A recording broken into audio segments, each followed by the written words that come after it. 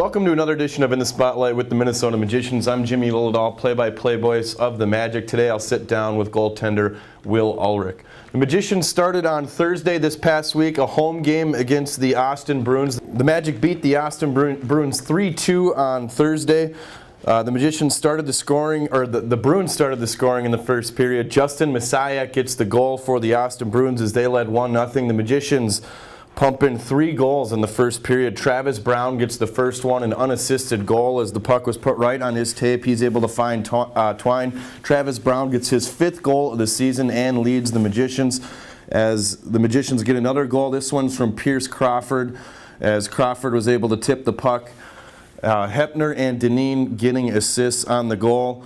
Then it was Alexander Lombacher scoring. Owen Larson and Joe Nathy get the assists as the Magic led after the first period 3-1. Just 1 goal in the second period. It went to the Austin Bruins. It was a penalty shot. Travis Cawthon-Battel gets the goal. No scoring in the third period as the Magicians are able to hold on to the 3-2 victory. On Friday night, the Magicians playing at Brookings, a road game. The Brookings Blizzard with the 4-1 victory. Griff Jeska starts the scoring. Chase Gamelin and Zach Mitchell able to connect for the first goal. The Blizzard added another one in the first period. Griff Jeska, Chase Gamelin, and Zach Mitchell meet up again as the Blizzard lead 2-0 after 1 frame. Brookings adds a couple more in the second period. Garrett Elmore gets a goal. Kane Dermott and Brandon Payne getting assists.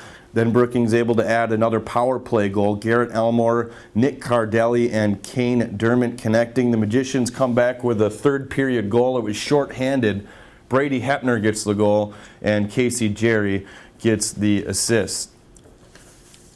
The Magicians in action at home on Saturday as they took on the Brookings Blizzard for the second night in a row. Brookings starts the scoring on the power play. You can see Brett Callahan scoring the goal, Griff Jeska and Zach Mitchell with the assist. The Magicians strike back with a Taylor Brierly goal.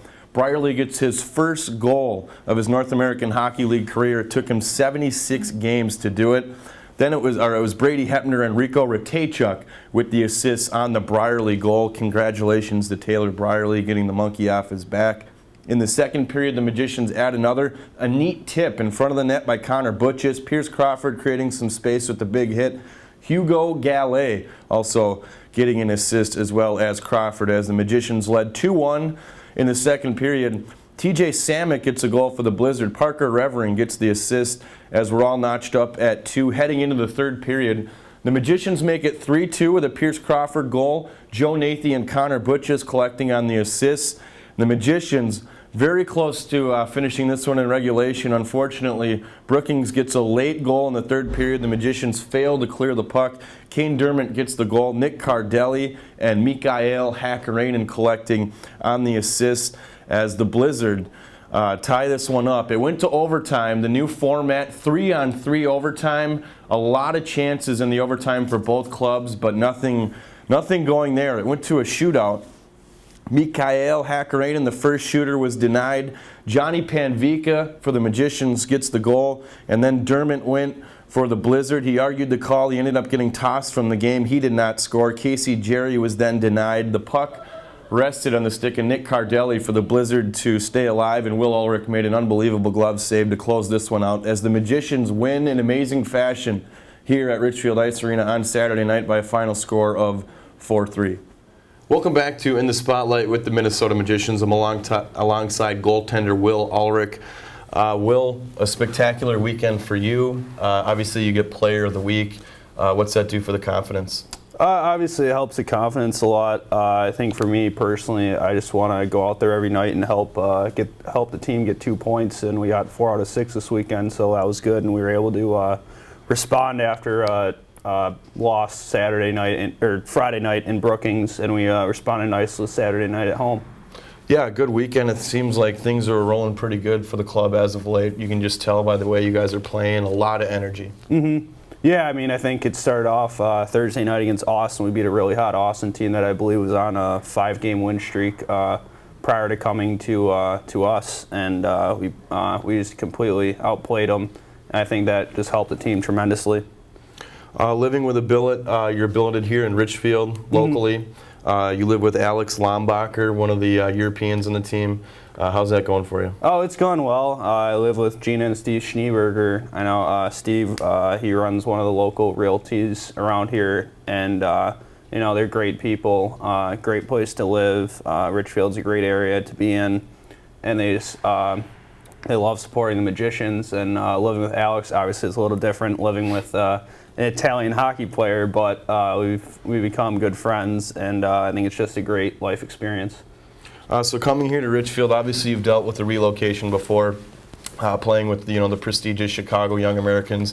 A lot of people know about the High Performance League. A lot of those guys getting an opportunity to play at the next level. Talk about playing in Chicago for that program. I had a great time playing there. I played for Mark Luke, was our coach. His son actually plays for Cooley Region, and Greg Nemenko, he oversaw the midget program, and he's had a lot of success moving players on, especially goaltenders as well. You can name Cal Peterson, plays for Notre Dame. Logan Halliday plays for Bloomington, committed to Minnesota. A bunch of Scott Darling played for Chicago Young Americans, who's Chicago's backup goalie. So a lot of good goalies have gone through with the program, and I think that's one thing that helped me out a lot last year, and in preparing me to succeed here with the Magicians this year. So you're a rookie in the North American Hockey League. You've already had some great success getting started in the season. Maybe not the best start for the club, but you've been an anchor in net. You've started the most games. You're going to start your 10th game here this week. A record of 4-3, goals against a 2.44. The Magicians' decor is only going to improve as the season goes on. What are some of the things that you're working on within your game to improve here? Obviously, as a goaltender, every night you want to. Your first goal is not to let up a goal. So obviously, help get the goals down a bit, and hopefully see a shutout soon. But obviously, but the main goal is to help get the team 2 points every night and do my best in allowing us to be in games and do that. Playing with some of the veterans on this team. One of the guys that just came in via trade, Joe Nathy's a guy that's played close to 150 games in his career. Some of the guys that were on the Magic team last year, guys like Brady Hepner, guys you know what you're going to get from every night.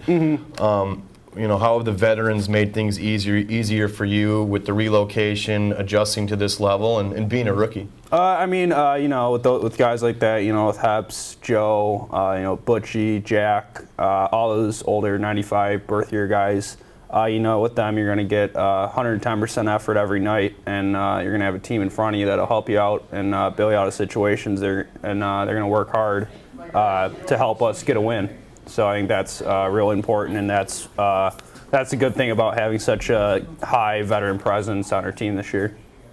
Jimmy Lillidahl alongside goaltender Will Ulrich. Before we go here, a game on Wednesday, midweek game, not most popular on the junior schedule, an opportunity for you guys to go play Cloquet.